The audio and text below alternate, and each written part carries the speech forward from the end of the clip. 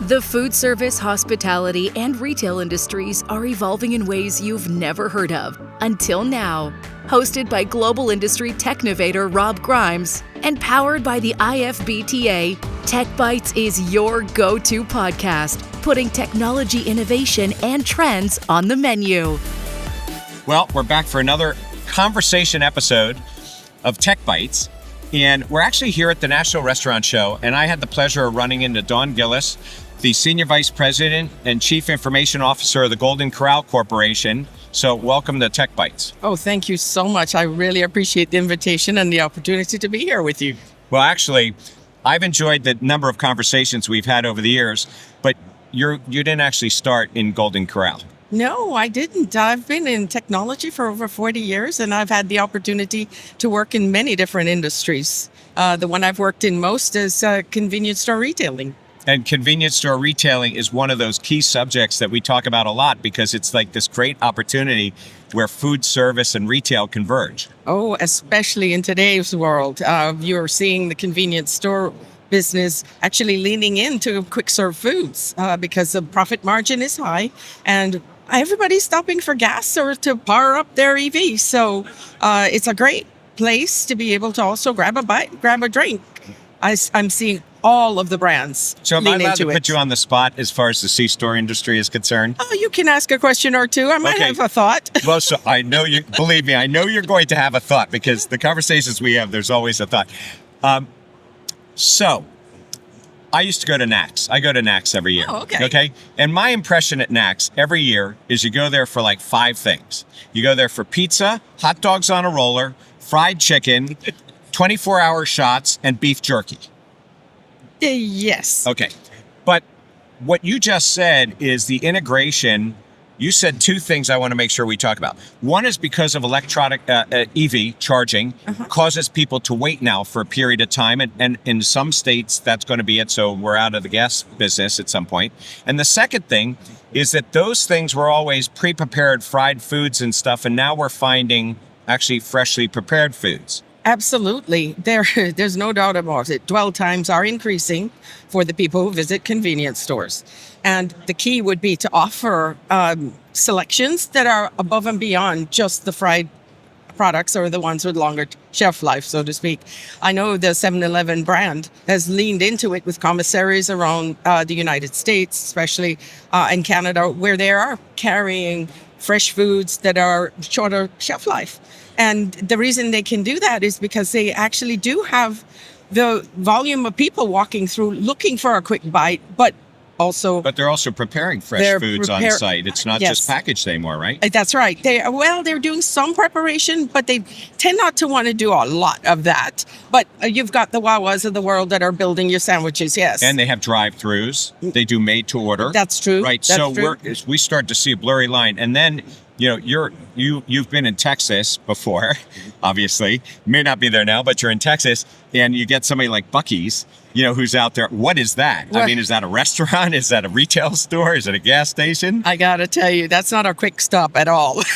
That's the only difference. It's a shopping experience. It's a shopping experience. I don't think anybody stops there for a quick anything. I'm a big fan of the Buc-ee's brand as well because I lived in Texas for a very long time and I spent quite a few hours charging my EV in the parking lot and hanging out and getting the jerky. But it works, right? It works when you have something that will attract customers that they're interested in stopping by and engaging with what you're selling. That's always a good thing. So there is so much opportunity between the two. That's why we see partnerships, but we also see the C-store providers making their own brands.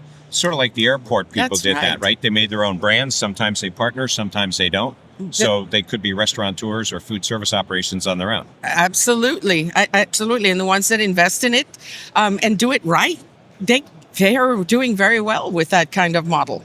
So you spent the majority of your career so far in the retail side. However, you've spent quite a few years now on the restaurant side as well. That's right. Well, it is because I was in the convenience side of it that I ended up getting introduced to the restaurant side of it, because it was when 7-Eleven decided to get into restaurants by buying a brand called Stripes. And they had a brand called Laredo Taco inside of that convenience chain.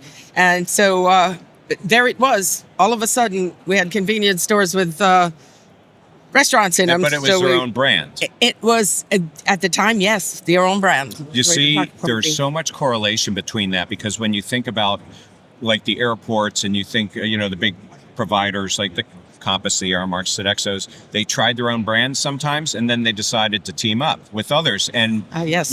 Not to really focus on 7-Eleven, but they do quite a few industry-leading things. And recently, their online ordering and pickup is not just at a 7-Eleven store. They're tying restaurants into it, that you can order from restaurants and on the way in 7-Eleven and don't pick up.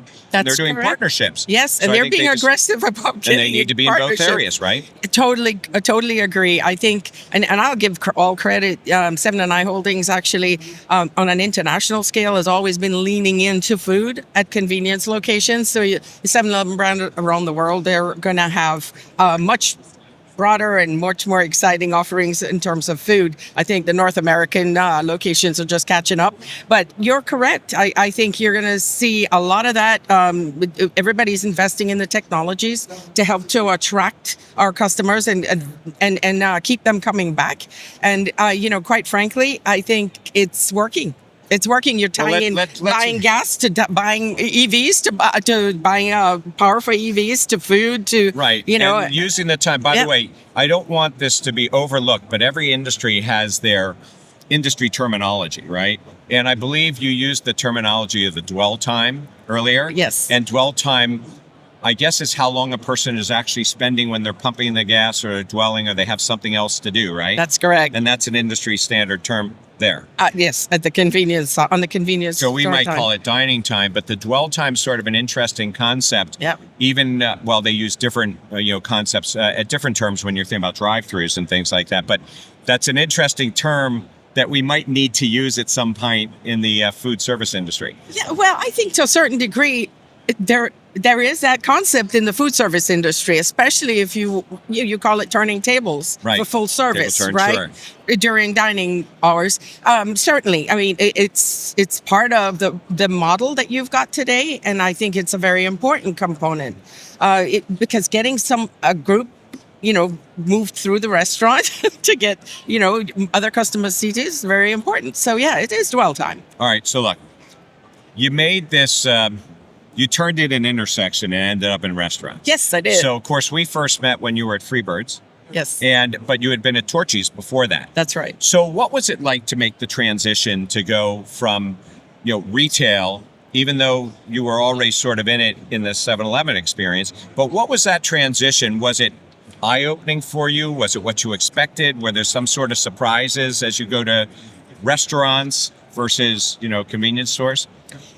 Well, I will tell you, my biggest surprise was at the time when I got introduced to restaurants was to see how far behind the adoption of technology was for the mid-tier restaurants and mid-tier and lower-tier restaurants. I think, there's maybe the onesie-twosie mom and pops were already embracing it because they had to optimize. But I think the mid-tier restaurants were struggling, I think, in the adoption of, in general, in the adoption of technology. And that's what surprised me. So this is an interesting perspective because you have a perspective. So what you're surprising me with, first of all, is usually people say the independents and the mom and pops, are slow to adopt, except that they tend to use all-in-one solutions. That's right. So I guess if they're using an all-in-one solution and the company has all kinds of applications or partnerships, they get that.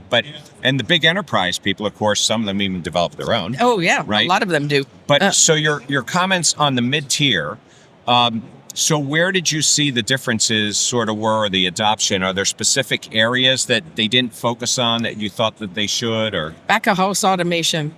I was stunned by the lack of automation in a lot of the back-of-house functions.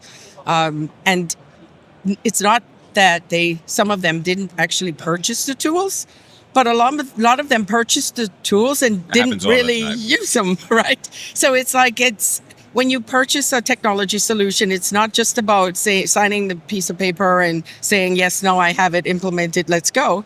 There's a long adoption process that you have to go through because you are changing the behaviors of the people that use it. So why do you think that happened? Why was it that they were purchasing tools but not using all of the different things that they could?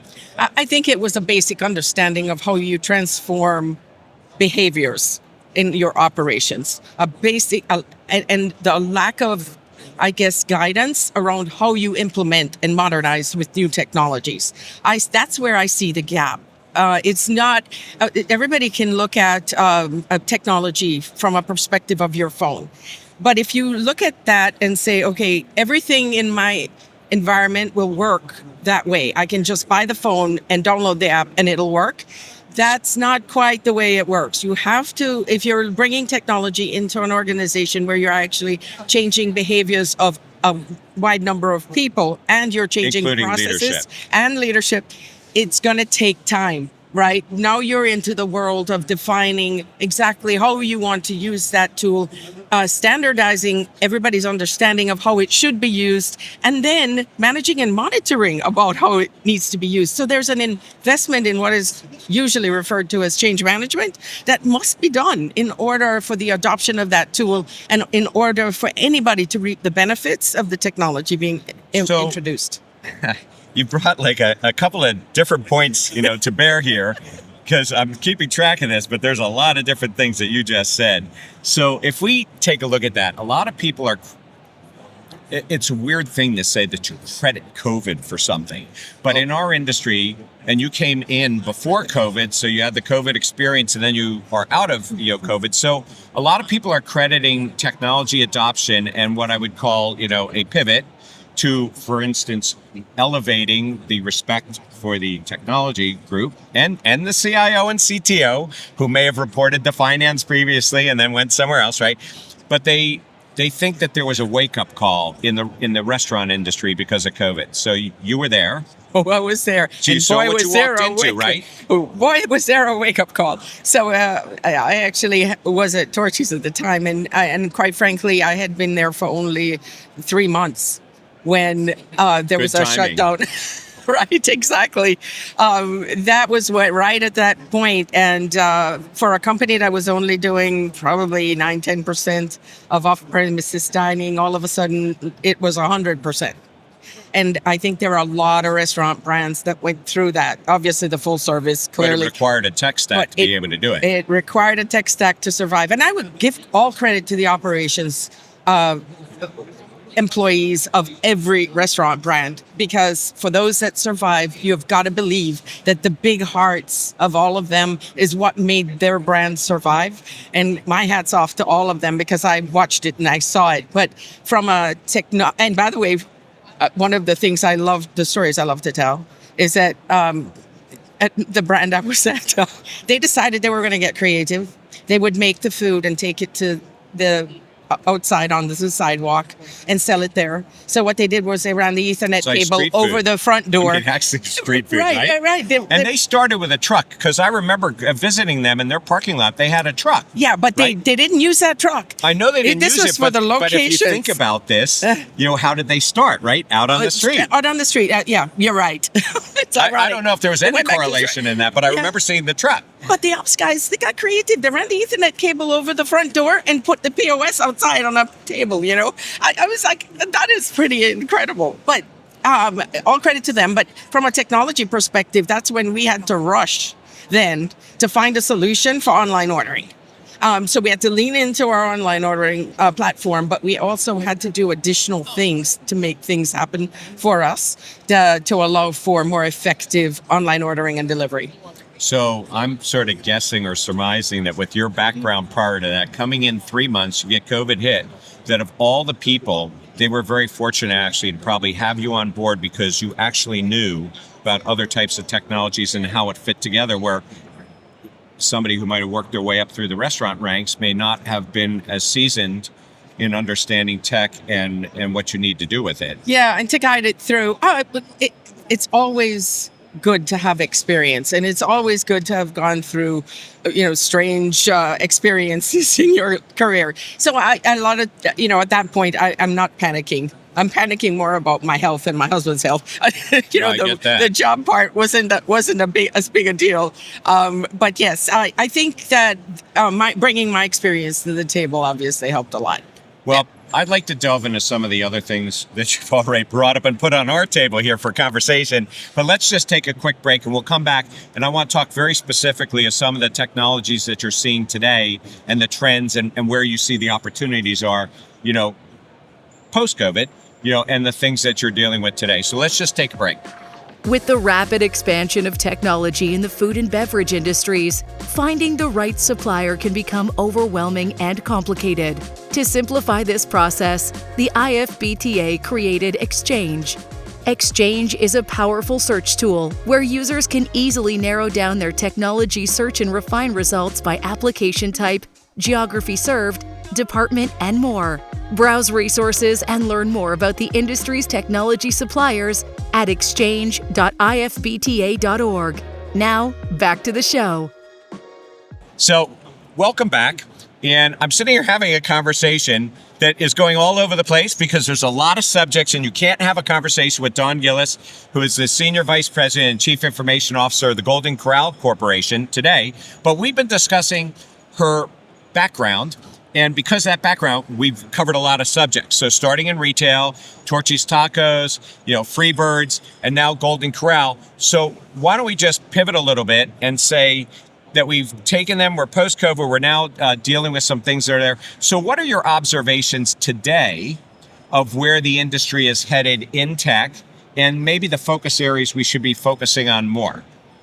Absolutely. So I think from a tech perspective, we clearly are ready now that we've modernized, now that most people are on their modernization journey or have modernized. Now's the time to really lean into what AI can bring for us. Now's the time to transition from automating our processes as we have always been doing them to the processes of the future that can help us better manage labor costs and manage food costs. We can't afford to continue to just raise prices with wild abandon. We've got to find a way to optimize what we're doing in the restaurants and do it well. And I think technology is going to offer us a lot in that area. And the second part is we've got to lean into how to make sure we get as close to our guests as possible, meeting them where they are and making sure that we're offering what they're interested in consuming. Well, that's been a challenge because the more technology you put in, we've seen some very big companies put a lot of tech in, but they're losing touch with their customers and they lose their culture. Now, the one thing, so last night we were at a event, the IFMA Gold and Silver Plate Awards. And during that event, Ted Fowler, who was your chairman and who I know very well, received a top award. And, we were talking about this, that's out there. And the one thing I can tell you about, there's a couple of industry segments that are really tough that have a lot of touch with the customer. Pizza has always been a very tough segment, but I would tell you that buffets are always tough because you have to have fresh food and how they present, and you don't want to have more than enough. But of all of them, you really have direct customer touch to the food. That's right? correct. And correct. So how do you employ technology in an environment like that of connecting your guests and communicating with your guests when they're actually in many ways serving themselves? Oh, that's an excellent point. So you know that our Golden Corral buffet actually has servers. We do have servers, right. And we have long tenured servers in almost every one of our locations. It's not unusual to go into a Golden Corral and meet a server that's been there for 42 years. It's an amazing business. Is that a technology adoption challenge? It's no, I don't believe it is.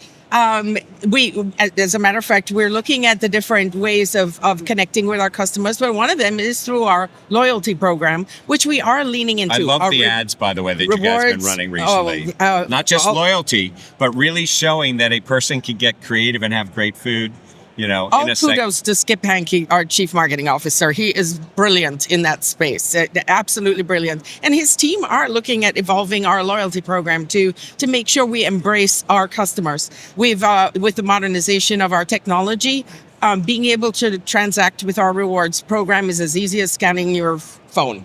So we've made it very simple for our guests to engage with us when they come to our location. We are also doing things like offering, offers. We're building on our to-go offerings.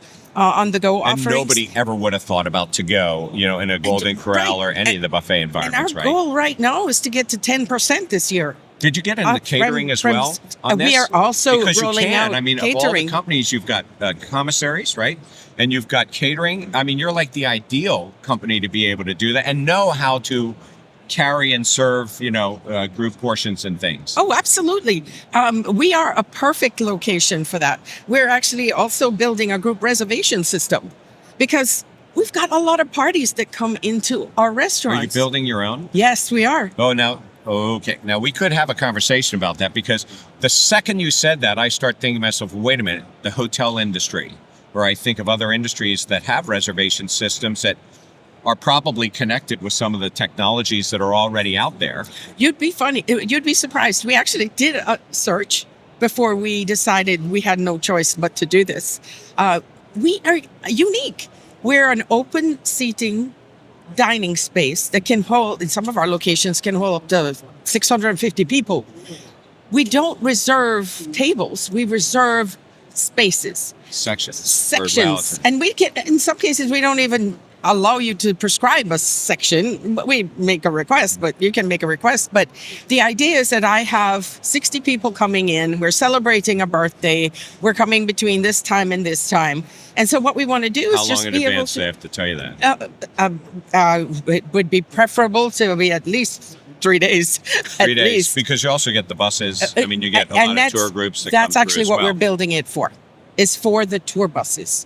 And the tour buses are booked months in advance. So we're able to handle that as well. People don't, I don't think people think about those nuances. I bring up pizza all the time. Now I'm going to start bringing up, the buffet business as well, but which, by the way, the cruise ships have this issue. There are a lot of people, the casinos have this issue. People weren't sure that was going to survive COVID and food safety, but it certainly has. But the whole idea of group business, you're defining it much differently than people would define it in a Panera that may do group office business. That's correct. Yeah, we're different. We just are different because we have these spaces that you can come in and kind of rent, quote unquote, right? You reserve to sit and eat. And so we have to be able to be flexible that way. And the idea would be to tie it in so that you can, tie it into the POS so that you can check in onto that ticket. So we know, okay, you booked for 60, 72 showed up. All right, fine, we can make that adjustment. But those are the kinds of things and changes that we're planning. It is because we have so many unique items to how we're doing things. We're going to though. So I got the reservations piece, I got the group piece. Catering, great opportunity. Hadn't really thought about it fully, but now I am. But I also think in the production piece, hence your conversation in the first half about inventory and production, you're also a manufacturing plan of sorts. Oh, yeah. Because the amount of food and scheduling that food and then dealing with, different standards and hold times and quality, and also having, food that people are constantly interested in. Mm-hmm. So that must in itself lead you to spending a lot of investment and time in how to use technology in the back of the house. Yes, as a matter of fact, we implemented Decision Logic to help us just automate our back of house processes. And then we are also looking at our kitchens from a different perspective. So we have a 10-point strategy that we have been building in the last couple of years with Golden Corral. The growth part of that is specifically around growing our footprint. We can't grow in the big box. We've got to also have the small box as well, the fast casual. Right. And the second one is to make sure that we can enhance our off-premises business. So in those two things, we're looking at our kitchens differently because if we've got small footprint locations, we want to be able to make them efficient. Well, wouldn't it be great to use the kitchen facilities to do some prepping for the smaller locations? Absolutely. That's one part. Then you've got the catering part of that. So we can also use the kitchens for that. And then for the off-premises piece, as I said, we're leaning in on, in general, bolstering the offerings that we have around our on-the-go section where you can order, pick up, order, deliver on the go. Yes. I get that. So in general in the industry, so, you've now spent a bunch of years, in the food service side, you got the retail side. So you mentioned AI. I mean, everybody really talks about AI and how to use it, maybe more embedded in what we're doing, because it is a little bit tough sometimes explaining to people how to really use it, that's out there. But what are there's other issues in the industry as well. There's labor, there's data management, security, cyber threats that come up all the time. I mean, what are the types of things that maybe we're not taking as serious? I don't want to say as seriously, but maybe we're not as focused, or we don't understand it as well, that are vulnerabilities, as we connect more with our customers, with our staff, internally.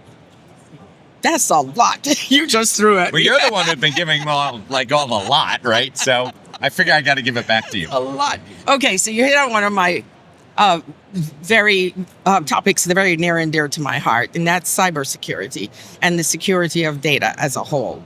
None of this happens safely without having a strong cybersecurity program. And I think that is one of the things that I leaned into at Golden Corral. That was an extremely important part of what we put together when we did our modernization effort.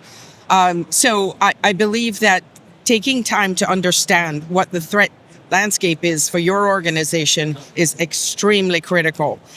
We are seeing so many social engineering attacks in our environment. It is incredible. And I know there are other people who are seeing it as well. You've got to make sure that you are bringing the right technologies to manage and monitor your environment, looking at your data, looking at your logins, et cetera, and making sure that you can react quickly. That's one. But the other part of it is a human.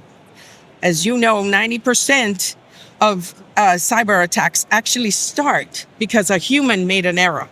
A human took an action that opened a door to somebody who had...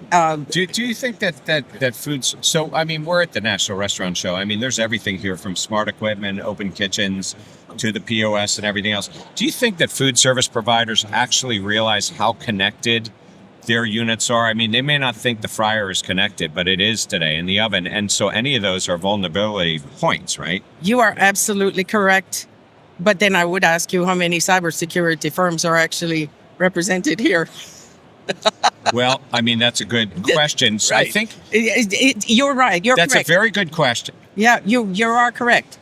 There tends to be a lack of understanding of how important the protection of your data really is in the restaurant industry. And I think it's because we are people.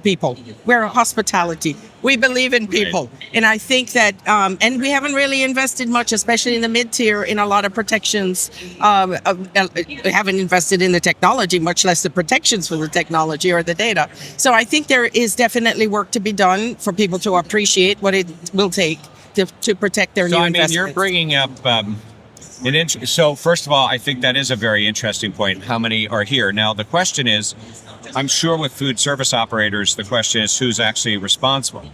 Is it the, payment gateway? Is it, which they are here?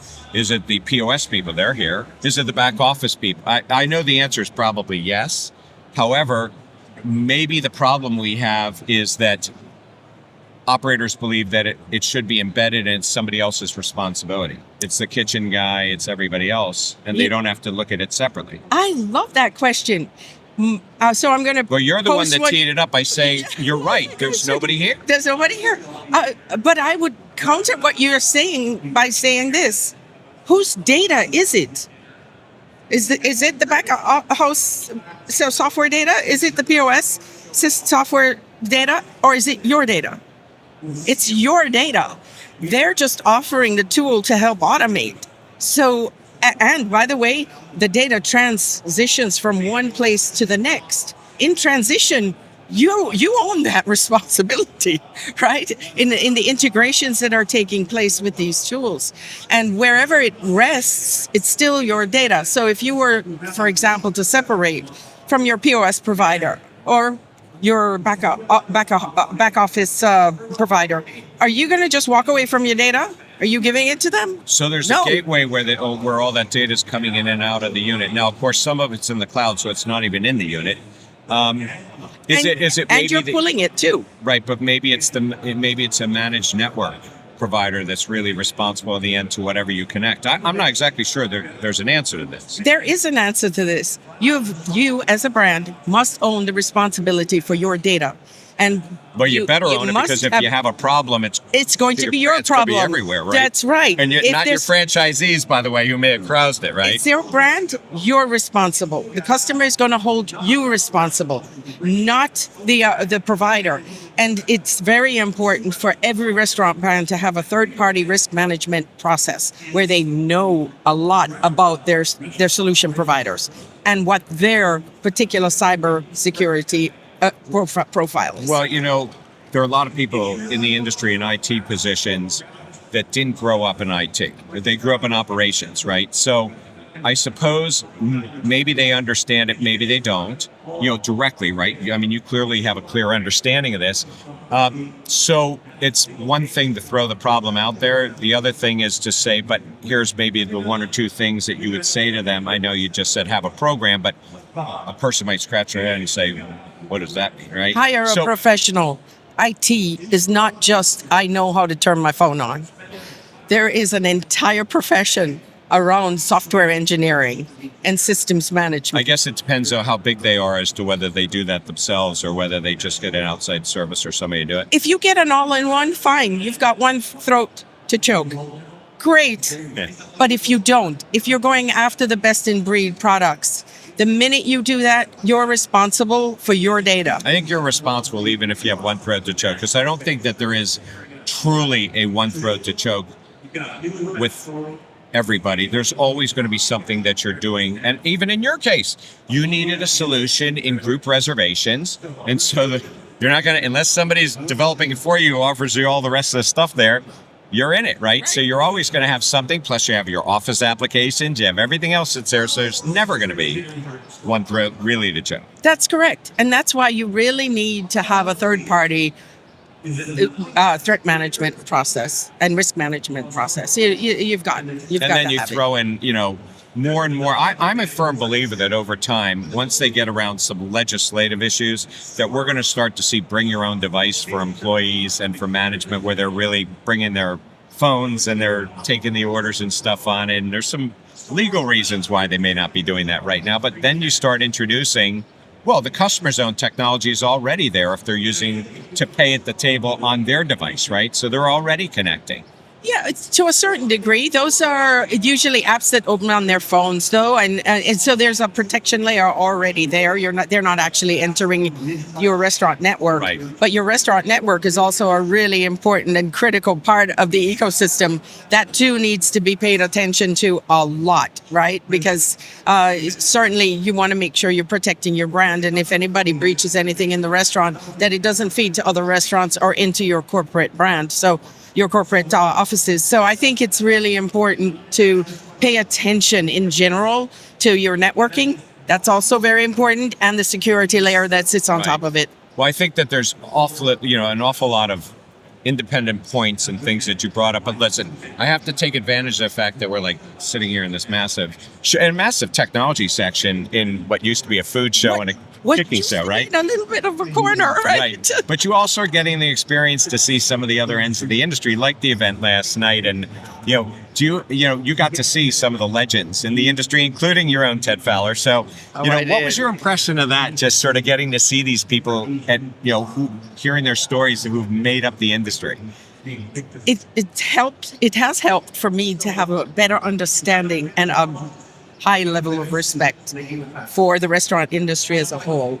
It has evolved, I think, so tremendously with great leaders. I'm so fortunate to work for one of them, Lance Trineri, our CEO at Corral Corporation. Who in his own, by the way, has won all the industry awards and also chaired the National Restaurant Association. So I am a student. I had a wonderful opportunity the other day to spend time with James Maynard, who founded Corral Corporation. It was the most delightful 4 hours of my time. And again, total respect for the pioneers of the restaurant industry as we see it today and how it has evolved. And I'm learning so much. So you realize two things, by the way. You realize that we are a industry of culture, that people have their culture, and also we're an industry of characters. Yes. There's real characters out there, right? Yes, you do. Okay, you don't have to go. On all kinds of different levels. But it's just been it's been a tremendous learning experience, and honestly, I wonder why it took me so long to get involved. Okay, so the last question for you is this. So we're here. So besides the technology that we're sitting here, is there something in particular that when you walk around this show and you look for, that you just sort of either surprises you or you look forward to each year? We don't have the beef jerky, the chicken, the 24-hour shot. So No, not really. But I think just in general, what I do love about this is that, believe it or not, I feel that the solution providers who are here are actually learning more than they're bringing to the table. I find the conversations are usually, what do you need next? And it's a little bit different than in previous There's industries. So many people here. There's all the international people here. There's a lot of conversations. A lot of conversations, and it's truly, and I think I've seen it over the last 6 years, it's absolutely about what's happening for the future. So everything seems very optimistic in the conversations that have been happening in the events that I've attended in the past 6 years. That's what I'm seeing. And it's great because, there was $4.5 billion poured into restaurant technology development just in the 2 years of COVID. And we're seeing, and it's even more since then. So we're seeing a lot of that show up here on this floor today. And I think all of these new businesses are all looking to be that solution for the future in one way or the other. Well, it is a good chance to see everything together. It's a good chance to have conversations like this. I know we'll continue to do it off camera. I could see a couple of debates that we could have here, which would be rather interesting as well. But Dawn Gillis, who's the Senior Vice President, Chief Information Officer, Golden Corral Corporation, was with Freebirds, Torchy's, 7-Eleven, a long history in retail, and really bringing, your thoughts, inspiration, to our industry. It's just great to have a conversation with you. So thank you for joining us on Tech Bites. Thank you so much. I'm honored to be here. Thank you. This podcast is brought to you by the International Food and Beverage Technology Association. The IFBTA is the industry's voice of food service, hospitality, and retail technology, providing thought leadership as your single, impartial, and go-to resource. The IFBTA offers in-person and online communities to connect with your peers, the exchange, an all-encompassing global technology resource, and an industry-wide professional education and certification program. The bottom line is the IFBTA is your place to gather, learn, and share in conversations like the one we're having today. Thank you for joining us on this episode of Tech Bites, powered by the IFBTA. I'm Rob Grimes, your host, and I look forward to taking our next bite of technology together.